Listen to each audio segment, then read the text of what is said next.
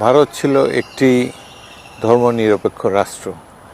এটি এখন পরিণত হয়েছে কালের পরিক্রমায় একটি হিন্দুত্ববাদী রাষ্ট্রে। সেখানে মাইনরিটিকে তারা বলে যাচ্ছে যে পাকিস্তান বা বাংলাদেশে চলে যাওয়ার উপদেশ তারা দিচ্ছে।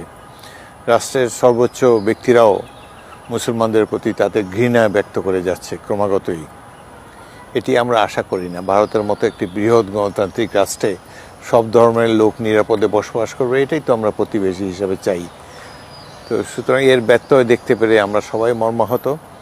ভারতের মুসলমানদের জন্য আগামী দিনগুলো আরও কঠিনতর হবে। তাদের উপর অত্যাচার নির্যাতন আরও বেড়ে যাবে।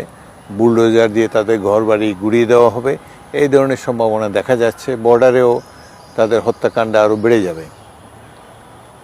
সুতরাং এই পরিস্থিতিতে বাংলাদেশে যে ধর্মভিত্তিক রাষ্ট্র যারা, তাদের যদি আরও উত্থান ঘটে তাহলে অবাক হওয়ার কিছু থাকবে না। ওখানে হিন্দুত্ববাদকে মোকাবেলা করার জন্যে একটা ইসলামী ফ্লেভার বাংলাদেশের রাজনীতিতে আসবে, এটি হতে বাধ্য।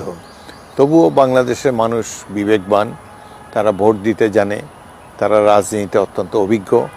সুতরাং বাংলাদেশের মানুষ ব্যালেন্স করে রাজনীতি করবে। বাংলাদেশের মানুষ হঠকারী উগ্রবাদী রাজনীতিকে সমর্থন করবে না বলে আমার বিশ্বাস।